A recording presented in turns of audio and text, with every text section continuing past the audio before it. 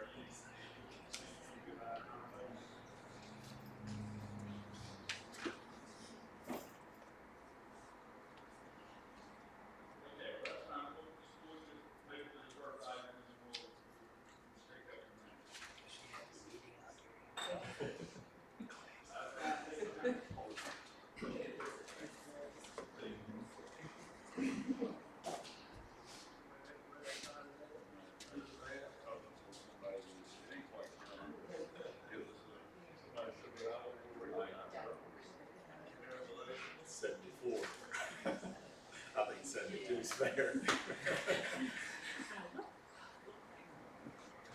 He misinterpreted. He thought it was 9:45.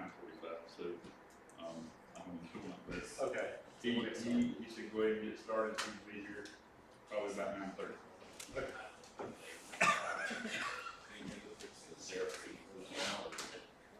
Hey, did you turn it down? 72 seems reasonable. Okay, Right. that's reasonable. I'll my down code outside. Let's call the North Carolina Appraisal Board meeting to order for January the 28th, 2020. First, Scott, if you would you please read our mission statement?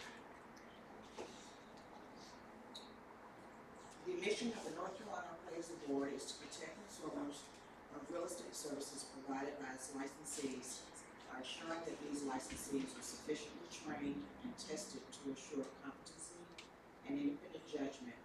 In addition, the board will protect the public interest by enforcing state law and appraisal board rules to assure that its licensees act in accordance with professional standards and ethics. Thank you. Next, I'll read our And conflict. just for our court reporter, that we don't need that. He'll call the hearing over in just a minute. I'm sorry. That's right, thank you. Next, our conflict of interest reminder. In accordance with General Statute 138A-15, it is the duty of every board member to avoid both conflicts of interest and appearances of conflict. Does any board member have any known conflict of interest or appearance of conflict with respect to the matters coming before the board today? If so, please identify the conflict or appearance of conflict and refrain from any undue participation in the particular matter involved. Let's start at the left. Thank you. Next on our agenda, we have a comment from our illustrious chairman of number 4 years, Mr. McGill, 4.5. Not too many in the audience today, but there may be a few wondering why I am in this chair, he's in that chair. So I'll turn the floor over to Mr. McGill. Thank you very much, Mr. Chairman, for the time. For the record, I think I want to say something that I've been meaning to do for a lot of years. We don't have a big audience today, but for the record, I wanted to take a moment to thank members of the various trade organizations and the stakeholders who contribute advice, comments, opinions, information routinely to this board as we address the various issues of the day. Thanks again. I especially want to thank those individuals who have supported me during my 4.5 years as chairman. Some of you are not aware of it, but I am stepping down as chairman because a member of my family is suffering a long-term illness, which going forward will continue to consume my time and energy, so I don't feel I can do the job I should be able to do here. During the interim period, Mr. Reitzel, as vice chair, will assume the chair position, and we've asked Mr. Talbot, because he's a senior member of 9 years, to act as vice chair. It is my suggestion that they hold these chair positions until the election period in June, which is the end of our fiscal year. This will give the new board members, actually all the board members, the opportunity to ascertain the skill sets in individuals that they might want to see elected to the chair positions.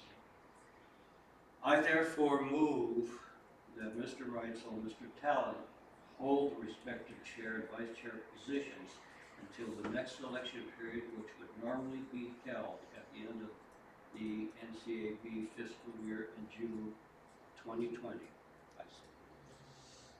We have a motion on the floor. I second that. Any discussion? If not, may I see a show of hands, all in favor? Aye. Any opposition? Motion carries. Thank you, Mr. Gill. Thank you for the time, sir. Thank you. Thanks for your service. Next, we have the approval of agenda. So I'll entertain a motion. The chairman consider approving the agenda. So, Good job. We have a motion by Ms. Burns. Second by Mr. McGill. All in favor, say aye. Aye. Any opposition? Motion carries. Next, we have the approval of the minutes, Exhibit 1. Any comments or to the minutes? If not, I have a motion for acceptance of the minutes. I'll second. All in favor? Any opposition? Motion carries. Next, we have a finance report on Exhibit 2. Mr. Rogers? Yes, you do have your financials, for the months since your last meeting. Months ending in November and December, of course, January will be ending Friday. Don't have anything that I think that's unusual in terms of profit and loss. There is a new item in your financial packet this month. It gives the financial position of the board. I think sometimes there's some misinformation gets out from time to time about what assets the board does have on hand. If you'll look at that briefly, and I'm trying to interpret it for you, but the asset portion is our basically cash assets, including our CD investments. What is referred to as an IDP account is a sweep account where money goes in and out of our checking account and earns just a little bit better interest. Plus, it's also diversified to the point where it puts it under FDIC insurance. So if we left it just in our checking account and the bank failed, we'd have a problem. I said, if all the banks fail, the appraisal board probably got more problems than just where our cash is. But so that what's in IDP and what's in checking could change at any spot moment in time if we pull that. So next month, or next meeting, if we pull it, those numbers might look inverted just because of when we were in the report. So just wanted you to be aware of that. We also have a money market account at the credit union. The reserves that are labeled there, this is what the board has voted in the past to look at setting aside for different possible expenses going forward. These are not actual anything we've incurred. These are just estimates of what we think we need set aside in these various accounts. So it leaves us with a non-reserve, plus you have your estimate of our remaining expenses for this calendar year And so basically unrestricted, unreserved funds, just short of $600,000. So, but we have heard, different numbers bounced around just for transparency, especially a lot of new members that may have not seen this. You get this every year with your audit, but we started thinking, we created this as kind of a simplified snapshot. So for the time being, we'll continue to run it and see if that will help transparency. So I had asked Don if we could put that in there again for transparency as I move throughout the state for different organizations. I hear that we have $20 million, I hear that we have no money. So I thought it would be good that all trade groups and again appraisers throughout the state could actually see our financial position, that we're healthy and not excessive in any way. And that's what I tell us, so it's good for the information. Any other comments, questions for that? Okay, then we'll move to the public hearing for rulemaking. Do you need some time or are you ready? You ready?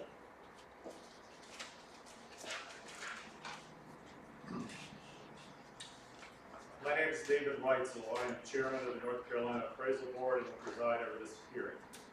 This public rulemaking hearing of the North Carolina Appraisal Board is hereby convened. Let the record show that it is now 9:14 a.m. It is January the 28th, 2020, and the location of this hearing is the office of the North Carolina Appraisal Board in Raleigh, North Carolina. Other members of the board who are present at this hearing are Timothy M. Talent, Charles L. McGill, Sarah J. Burnham, H. Refrain, Clay Taylor is not in attendance yet, Vivery Scotton, Mike Warren, Lynn Carmichael, and Claire M. Alcross. The North Carolina Appraisal Board, pursuant to the authority vested in it by the North Carolina Appraisers Act and the North Carolina Administrative Procedures Act, proposes to amend rules contained in Title 21, Chapters 57A through 57D. Notice of this hearing has been published in the North Carolina Register in Volume 34, Issue 13. A copy of this notice of rulemaking proceedings will be made a permanent part of the record in this matter. The hearing is being conducted in accordance with the provisions of Article 2, Chapter 150B of the North Carolina General Statutes. Our purpose is to provide interested persons an opportunity to present their views concerning the rulemaking action that is proposed. Please note that this is a time for the board to receive remarks. Members of the board will not respond to questions, but will listen to any comments presented. If members of the public need clarification on the proposed rule, please contact a member of the board's staff. Before the board hears comments from members of the public present in this hearing and from the staff, Ms. Sandra Patico, board's counsel, will present a summary of the proposed rules. Good morning, members of the board. You have in Exhibit 3 of your notebook all of the proposed rules that you learned on the last meeting. And we also have the timeline for these rules to be implemented and a summary of the proposed rule changes. And just briefly, before I go over the summary of the rules, the timeline is such that today is the public hearing, and then the comment period, the time for the board to receive written comments, ends on March 2nd, 2020. And then the board, after that period is over, will hold a vote to accept, amend, or reject the rules, and that will be taken during a conference call on March 5th, 2020 at 1 p.m. Something like that. But you'll be receiving notice about that. And then after that March 20th, 2020 date, the rules go over to the Rules Review Commission for them to consider, and they will be reviewed at their April 16th, 2020 meeting, assuming everything goes as planned, which sometimes it doesn't. But if it does, that's the meeting they will hear the rules, review the rules, and then the earliest possible effective date for the rules is May 1st, 2020, if all goes according to plan. However, if the Rules Review Commission receives 10 letters of objection, then the rule goes over legislature, and it can be, no action can be taken on the 31st legislative date, assuming the legislature doesn't take any action on their own. Then it will go into effect. So that's kind of the timeline. And again, you have before you a summary. Briefly, I'm going to go over the rules changes. 10 of the proposed rule changes and repeals are as a result of statutory changes implementing AQB criteria. So they're just consistent with your statutory change implementing AQB criteria. Two are as a result of the AMC statute change, federal requirement change in statute, just implementing that. So those I'm not going to go over, but outside of those changes, these are the changes in addition. 57A 0210 temporary practice. It removes the requirement that an application be notarized and it spells out what is required in the application. This change allows for an electronic option for applicants. And then in 57A 0211 allows for reciprocity for licensed appraisers from other states, allows applicants that are active on the National Registry not to have to submit a letter of good standing. The National Registry suffices for that.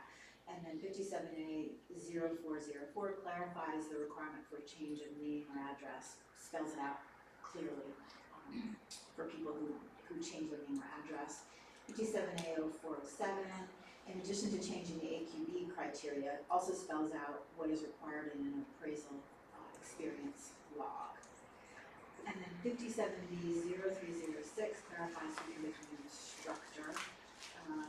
57B 0307 allows some courses to be taken online, specifically residential sales comparison, income appraisal, and general appraiser income approach can now all be completed online. 57B 0606 changes the time of notification to the board from 30 days to 10 days, which shortens that time period and clarifies course requirements. 57B 0311 changes payment schedule for payment to the board. And then 57B 0614 adds an option on who to take the course from and changes renewal dates to be consistent with other renewals. 57C 0101 adds an additional step to the complaint process. Any questions on that? I'm going to go pretty quickly, but you have the summary and I'll go down the changes. Any questions? No? Thank you, Ms. Panico. Have any written comments been received from members of the public concerning the proposed rulemaking? Yes, one written comment has been received, and I'd like to mark it into evidence. As exhibit 2, exhibit 1 will be the North Carolina Register, and exhibit 2 will be the written comment. Just hand this to the clerk.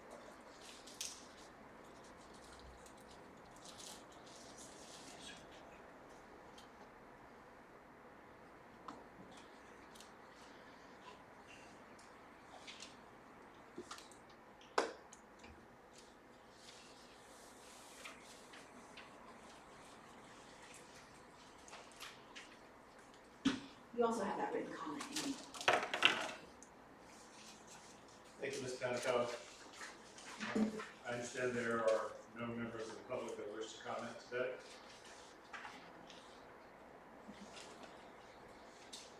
Okay. Mr. Rogers, does the staff have any comments on the proposed rules? Yes, sir. As has been noted, there was one comment from an appraiser who stated that, summarizing that this begins the dumbing down of the industry that the NCAB had led the way to building up and legitimizing. The only reason the requirements are being dumbed down is to quell the unfounded house from lenders and big banks that there is an appraiser shortage. There's no shortage of appraisers willing to work for reasonable and customary fees. The NCAB was one of the first to institute new requirements for appraisers, including expanded pre-licensing courses and college degree. How does the NCAB respond to saddling appraisers with the high cost of college education, expanding pre-licensing, and expanded time to become certified? Appraisers now have to compete with new appraisers that did not have to account for these costs. How is the lowering of the education and experience requirement in line with the mission statement? Is it the NCAB's position that the previous requirements were too high? If so, should appraisers who met them be compensated for this undue burden? He respectfully requires that the current standards be kept, requests that the current standards be kept in place even if they are higher than the AQB. Since this appraiser did not comment on the specific rule, just the overall concept of reducing requirements, staff will address this by noting that the original increase in requirements that you referred to, expanded pre-licensing and college course requirements, were made by the AQB. They have since changed these requirements. The General Assembly adopted these changes during the 2019 legislative session. The rules recommendation makes them consistent with those changes. So the chance to argue against the lowering of the standard was the legislature, and they have acted on this. As far as the specific individual rules, I will not read it in this depth for everyone, but just to say 57A0201, qualifications for training, registration, and appraisal licensure and certification. Staff has received no specific objections to this rule and recommends approval. Likewise, on the remaining rules, staff has received no specific objections, so I will just go through and note our recommendation on each one and not comment that we've received no objections. On 57A 0210, temporary practice, staff recommends approval. 57A 0211, staff recommends approval. 57A 0301, staff recommends approval. 57A 0302, subject matter and passing scores, staff recommends the repealing of this rule. 57A 0306, staff recommends the repealing of this rule. 57A 0404, staff recommends approval. 57A 0407, staff recommends approval. 57A 0410, staff recommends approval. 57A 0601, staff recommends approval. 57B 0101, again we recommend approval. 57B 0102, we do recommend repealing this rule. It is no longer necessary due to the adoption of criteria. And likewise, the same recommendation, 57B 0103, repealing this rule. 57B 0302, we recommend approval. 57B 0304, we recommend approval. 57B 0306, recommend approval. 57B 0307, recommend approval. 57B 0606, recommend approval. 57B 0613, recommend approval. 57B 0614, recommend approval. 57C 0101, recommend approval. And 57D 0101, we recommend approval. And that is the staff's comments. Thank you, Mr. Rogers.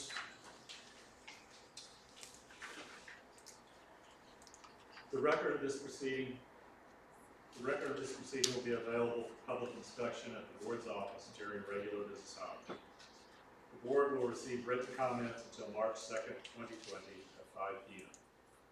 The board will consider the comments made today as well as all written comments and will render a decision on the proposed rulemaking action after the comment period closes on March 2nd, 2020.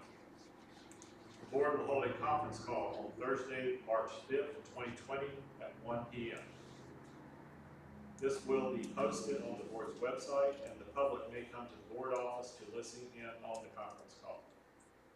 The members of the board and I would like to thank all of you for your attendance at this proceeding. This hearing is now concluded. Let's take a short break while the court reporter has a little time.